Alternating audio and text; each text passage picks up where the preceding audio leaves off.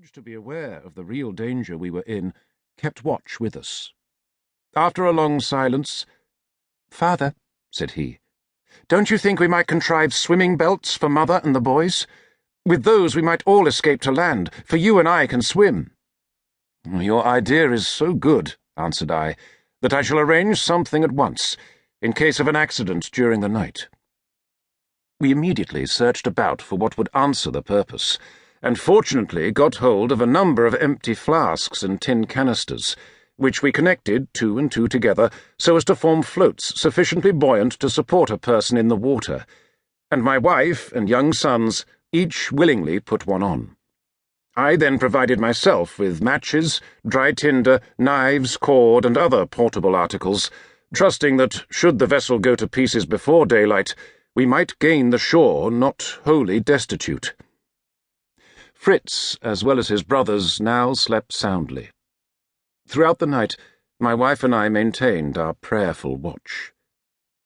At length, the faint dawn of day appeared, and with thankful hearts we perceived that the gale had begun to moderate. I aroused the boys, and we assembled on the remaining portion of the deck when they, to their surprise, discovered that no one else was on board. "Are the sailors gone? Have they taken away the boats? Oh, Papa, why did they leave us behind?"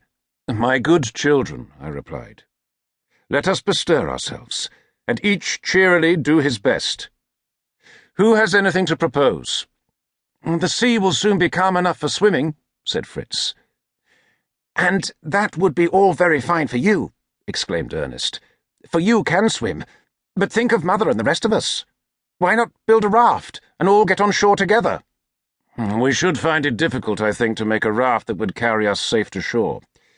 However, we must contrive something, and first let each try to procure what will be of most use to us." Away we all went to see what was to be found. My wife took her youngest son, Franz, to help her to attend to the unfortunate animals on board. Fritz hastened to the arms chest, Ernest to look for tools, and Jack went towards the captain's cabin, the door of which he no sooner opened than out sprang two splendid large dogs. Seizing the larger by the ears, he jumped on his back, and, to my great amusement, coolly rode to meet me as I came up the hatchway. When we reassembled in the cabin, we all displayed our treasures. Fritz brought a couple of guns, shot belt, powder flasks, and plenty of bullets. Ernest produced a cap full of nails, a pair of large scissors, an axe, and a hammer, while pincers, chisels, and augers stuck out of all his pockets. Even little Franz carried a box of no small size, and eagerly began to show us the "nice sharp little hooks" it contained. "Well done, Franz," cried I. "These fish-hooks may contribute more than anything else in the ship to save our lives by procuring food for us. Fritz and Ernest, you have chosen well." "Will you praise me too?" said my dear wife. "Some useful animals are still alive. A donkey, 2 goats, 6 sheep, a ram, and a cow and a fine sow, both big with young. I was just in time to save their lives by taking food to them." "All these things are excellent indeed," said I. "But Jack here has presented me with a couple of huge, hungry, useless dogs, who will eat more than any of us." "Oh, Papa! They will be of use. Why, they will help us to hunt when we get on shore." "No doubt they will, if ever we do get on shore, Jack." "Can't we each get into a big tub and float there?" returned he.